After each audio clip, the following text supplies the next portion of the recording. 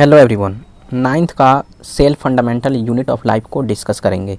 एक साइंटिस्ट हैं जिनका नाम है रॉबर्ट हुक। इनके दिमाग में सबसे पहले एक क्वेश्चन आया कि दुनिया में जितने भी लिविंग ऑर्गेनिज्म हैं जैसे bacteria, plants, animals, east, amoeba वगैरह, ये बने किस चीज़ से होते हैं। आज हम बहुत आसानी से बता देते हैं कि वो सेल से बने होते हैं, लेकिन 1665 से पहले लोगों को नहीं पता था कि लिविंग ऑर्गेनिज्म बना किस चीज़ से होता है। यही क्वेश्चन सबसे पहले रॉबर्ट हुक के दिमाग में आया और वो जिस रूम में या लेबोरेटरी के अंदर बैठे थे उसमें कुछ बॉटल्स थीं जिनकी ढक्कन लकड़ी से बनाई गई थी, जिनको हम कॉर्क कहते हैं। पहले की जो बॉटल होती थी अक्सर उसमें कॉर्क इस्तेमाल किया जाता था और ये कॉर्क लकड़ी से बनाई जाती है, जो प्लांट्स होती है उसके छिलका से, उससे बनाई जाती है कॉर्क। अपने हाथों से खुद एक माइक्रोस्कोप बनाया था जिसको सेल्फ डिज़ाइन माइक्रोस्कोप कहते हैं। इन्होंने सोचा कि अगर मैं इस कॉर्क को देख लूं कि ये कॉर्क किस चीज़ से बना है तो मुझे पता चल जाएगा कि लिविंग ऑर्गेनिज्म जितने भी हैं वो किस चीज़ से बने होते हैं, क्योंकि हमें पता है कॉर्क जो है वो प्लांट से निकाला जाता है और प्लांट्स एक लिविंग ऑर्गेनिज्म है। तो इसके ऊपर उन्होंने रिसर्च करना चालू किया और कॉर्क की एक स्लाइस को काट के उन्होंने अपने सेल्फ डिज़ाइन माइक्रोस्कोप के अंदर देखा। तो उन्होंने देखा कि इसके अंदर बहुत छोटी छोटी रूम्स दिखाई पड़ी, इनको छोटे छोटे कंपार्टमेंट दिखाई पड़े जो कि बीच में खाली थे, कुछ भी नहीं था। इन जैसे मधुमक्खी की जो छत्ता होता है सेम वैसे ही इनको इस कॉर्क के अंदर दिखाई पड़ा, जिसको उन्होंने नाम दिया सेलुला। सेलुला का मतलब होता है कि छोटे छोटे कंपार्टमेंट्स या छोटी छोटी रूम्स जो बीच में खाली हो, उसको उन्होंने नाम दिया सेलुला। बाद में हम इसको सेल्स के नाम से पढ़ते हैं। और यहाँ से उनको पता चला कि दुनिया में जितने भी लिविंग ऑर्गेनिज्म होंगे वो सब सेल से ही बने होंगे। लेकिन इन्होंने कभी भी लिविंग सेल की खोज नहीं करी, क्योंकि इनके पास बहुत अच्छी माइक्रोस्कोप भी नहीं थी और ये जिस कॉर्क के ऊपर स्टडी कर रहे थे ये डेड सेल्स हो गई थी, तो इनको कभी भी लिविंग सेल्स के बारे में पता नहीं चला। इन्होंने एक किताब भी लिखी जिसका नाम है माइक्रोग्राफिया। और क्वेश्चन ये भी पूछा जाता है कि ये कॉर्क बनाया किस चीज़ से जाता है, तो कॉर्क क्वेरकस सुबेर नाम के प्लांट से बनाया जाता है कॉर्क। और माइक्रोग्राफिया इन्होंने किताब लिख दी और जो भी एक्सपेरिमेंट इन्होंने किया या जो भी इन्होंने देखा सेल्स के रिगार्डिंग वो सब कुछ अपनी किताब के अंदर माइक्रोग्राफिया के अंदर मेंशन कर दिया और लिख दिया। बाद में एक साइंटिस्ट आए जिनका नाम है एंटोन वॉन लीवेनहुक। इनके समय में बहुत अच्छी माइक्रोस्कोप की खोज हो चुकी थी, तो इन्होंने लिविंग सेल की खोज कर दी और सबसे पहला जो लिविंग सेल इन्होंने खोज किया था वो है बैक्टीरिया। बाद में इन्होंने और भी बहुत सारे सेल्स खोजे जैसे RBCs, red blood cells, platelets, sperm, ऐसे ही बहुत सारी सेल इन्होंने खोज कर दी, प्रोटिस्टा वगैरह, ईस्ट, जो कि लिविंग सेल थी। तो सबसे पहले लिविंग सेल की खोज एंटोन वॉन लीवेनहुक ने की है और सेल्स की खोज सबसे पहले रॉबर्ट हुक ने की है 1665 में, लेकिन इन्होंने डेड सेल्स ही देखा था, इन्होंने लिविंग सेल्स को देखा है। तो क्वेश्चन अगर ये आ जाए कि first time discovery of cell किसने की है तो रॉबर्ट हुक होगा, और क्वेश्चन अगर ये आ जाए कि लिविंग सेल की खोज किसने की है तो एंटोन वॉन लीवेनहुक होगा। अगर क्वेश्चन ये आ जाए कि डेड सेल की खोज किसने की है तो रॉबर्ट हुक का ही नाम आएगा। अब हम इसके डेफिनेशन पे आते हैं कि इसकी डेफिनेशन क्या कहती है। तो सेल का जो डेफिनेशन है वो है cell is the basic structural and functional unit of life. जो भी लिविंग ऑर्गेनिज्म होगा उसकी जो सबसे छोटी यूनिट जो होगी वो होगी एक सेल, जिससे ये मिलके बना होगा। अब स्ट्रक्चरल और फंक्शनल का मतलब क्या है यहाँ पे। स्ट्रक्चरल का मतलब होता है कि इसका अपना खुद का एक स्ट्रक्चर होगा। जैसे अगर हम बात करें आरबीसी की, तो आरबीसी जो है ये बाइकॉनकेव होता है, तो इसका स्ट्रक्चर जो है वो बाइकॉनकेव है और इसका फंक्शन जो है वो ऑक्सीजन को ट्रैप करना और टिश्यू तक सप्लाई करना, ये इसका फंक्शन है। तो स्ट्रक्चर इसका ऐसा है बाइकॉनकेव और इसका फंक्शन ये है कि ऑक्सीजन को सप्लाई करना। इसी तरीके से बहुत सारे सेल्स हैं, जैसे न्यूरॉन सेल की स्ट्रक्चर ऐसे होती है, तो इसका स्ट्रक्चर ऐसा है और इसका फंक्शन जो है वो इम्पल्स को एक जगह से दूसरी जगह लेके जाने का होता है। तो इसलिए हम कह रहे हैं कि लिविंग ऑर्गेनिज्म की सबसे छोटी यूनिट जो होगी वो सेल होगी, जिसका अपना खुद का एक स्ट्रक्चर होगा और किसी स्पेसिफिक फंक्शन को परफॉर्म करेगा, उसको हम कहेंगे सेल। जैसे एक हमारे पास बिल्डिंग्स हैं, तो इस बिल्डिंग को बनने के लिए सबसे छोटी यूनिट्स जो होती है वो होती है ब्रिक्स।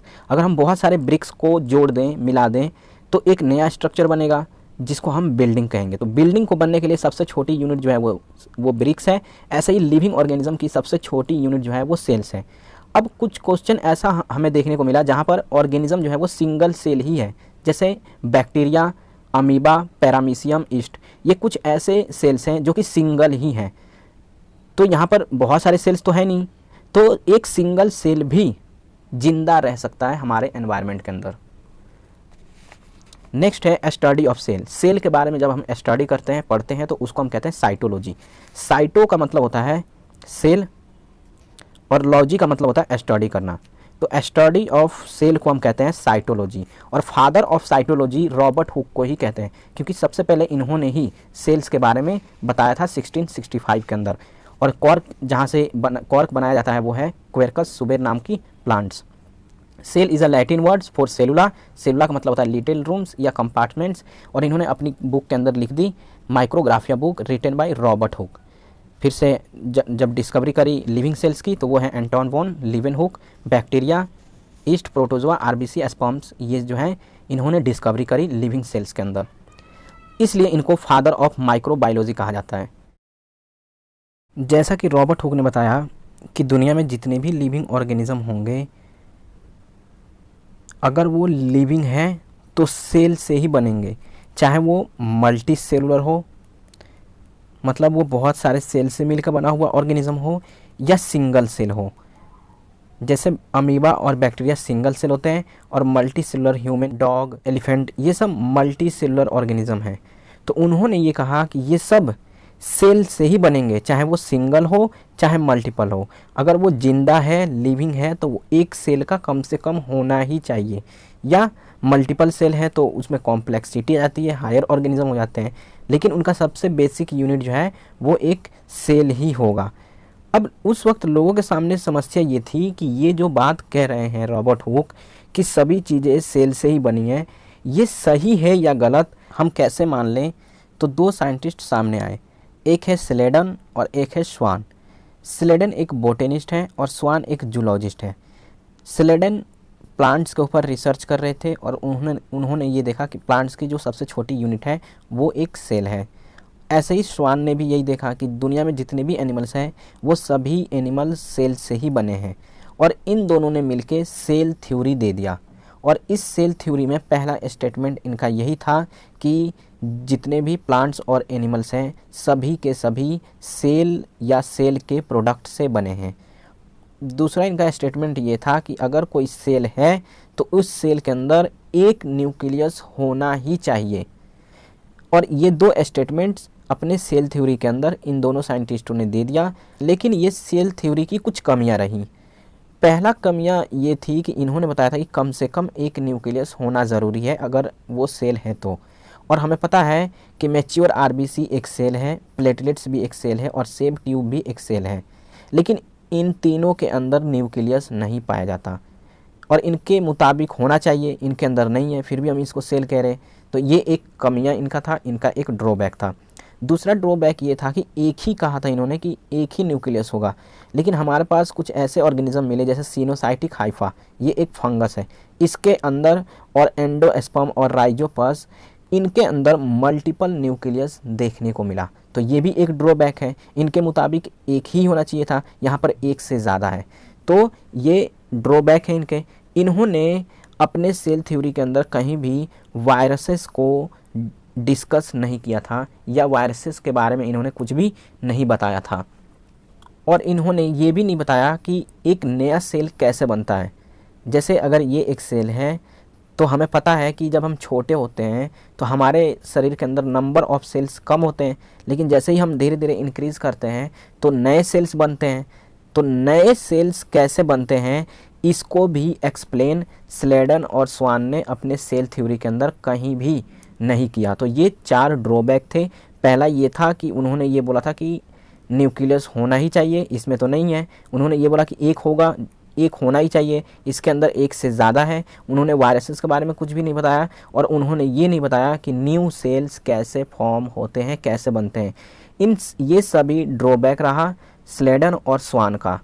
सेल थ्योरी इसलिए इसकी रिजेक्ट कर दी गई, और एक नया साइंटिस्ट आया जिसका नाम था रुडोल्फ विर्चो।